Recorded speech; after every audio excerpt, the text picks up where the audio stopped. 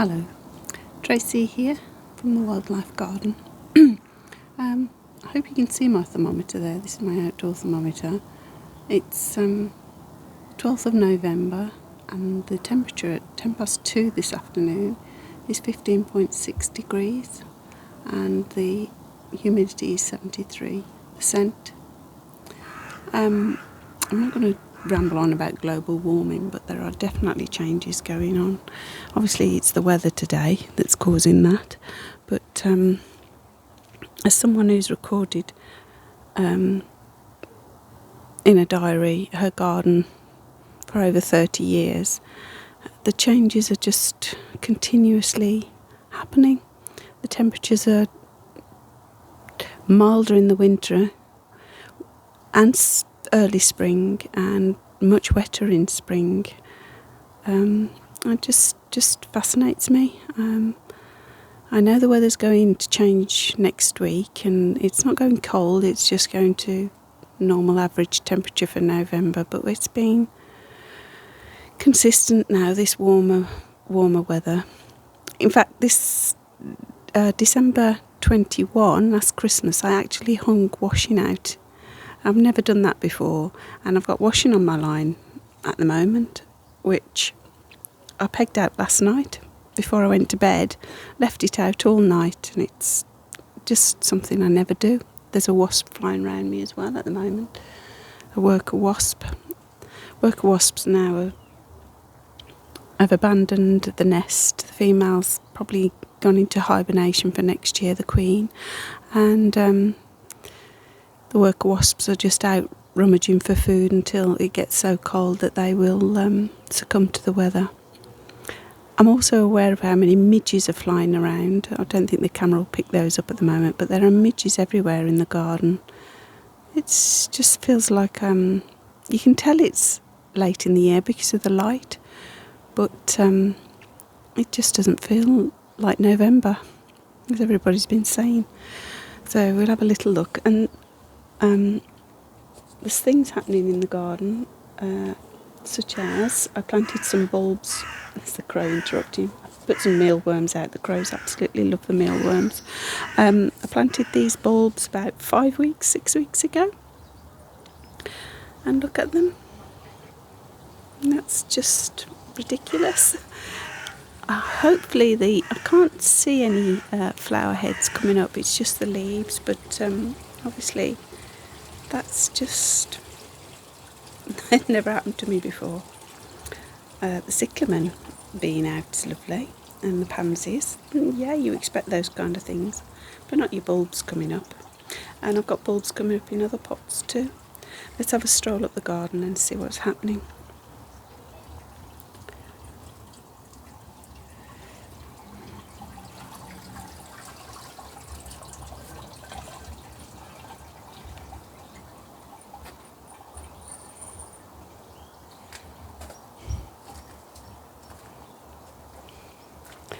Obviously the leaves are coming off the trees slowly but surely, and by the end of November I presume they'll all be off. If you look down at the grass, there's plenty and abundance of leaves.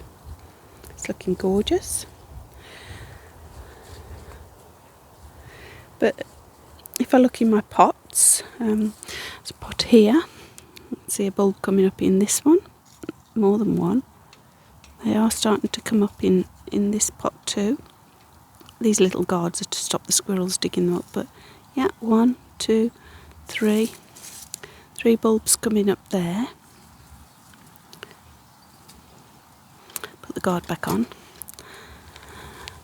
I've still got flowers. I've stopped deadheading the cosmos now. They can self-seed, hopefully. I don't think they will in my garden because it's quite a cool garden, but they've made a lovely show. Even a geranium popping out there, you can see down there, little geranium in flower. Keep going. Planted some bulbs yesterday. Planted a crop of crocuses in this spot, and thankfully the squirrels haven't found them and dug them up as yet.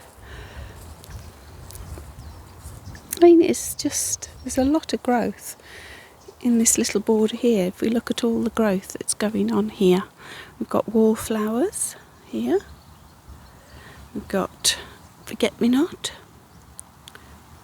more wallflower, we've got teasel, foxglove, geranium, there's geranium there. They're all putting on quite a bit of growth really. Lots of forget-me-nots. It's going to look beautiful next year, the number of forget-me-nots in the garden. This is, I forget the name of that one, sorry. Yeah, it's just lots going on.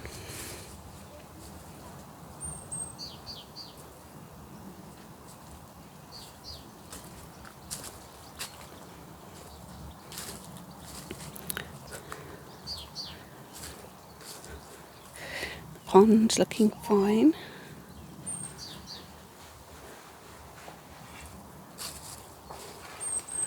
But it just feels unreal really.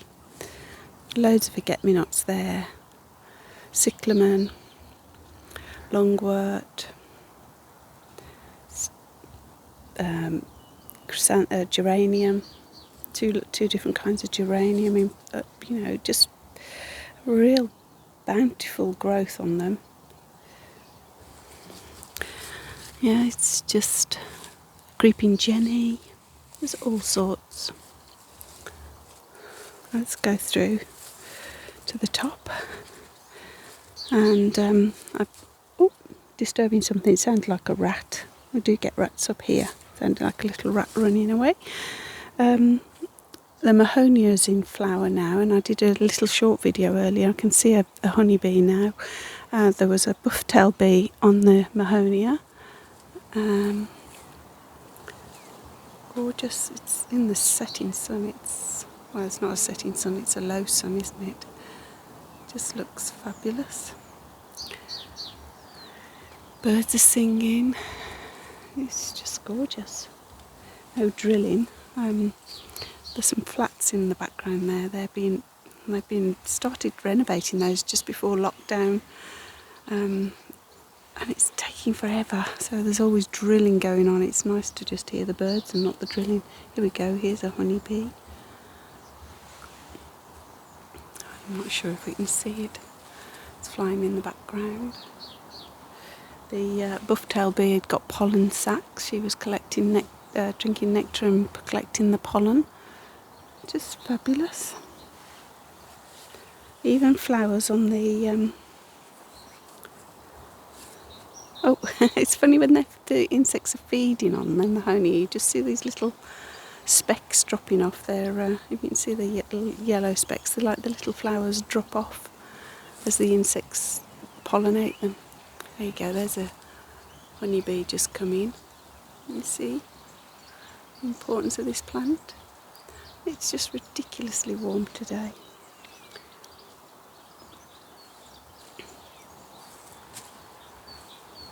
As you can see, I don't cut anything back. The nettles will stay intact. They'll just die as the weather, once the frosts come. I don't cut the bramble back till spring. Get that really hard. You'll see the difference in spring. The bramble will be all cut back. There's the rat again. I think you can hear. It's either a rat or a frog. It might be a frog.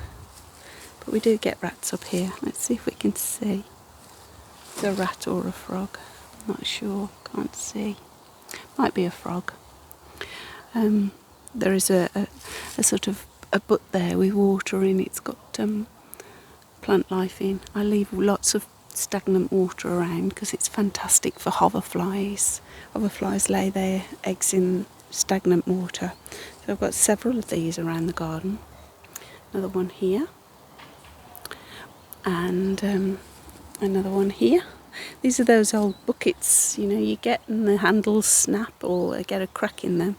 Rather than discarding them, I use them to make little ponds in the garden. I love the moss. Look at the moss on that stone. It's beautiful. Nothing seems to be cutting back. I mean, it's been a while, a couple of weeks. Look, I've even got a dandelion in flower. This is ridiculous. Look, a dandelion in flower. It's mad. Well, the insects will be chuffed with that, won't they? Let's go a bit further. Even the rhubarb's beginning to grow. I might be getting rhubarb for Christmas. It's crazy. And the ferns are still luscious and lovely. And I'm not sure if you can see all the midges in the sunlight. There you go, I think you can see them. There's midges everywhere. I just think the bats are having a feast at the moment. We do get bats in the garden. So yeah, food for the bats, brilliant. Well, here we go. That'll be it for our little strange day in November.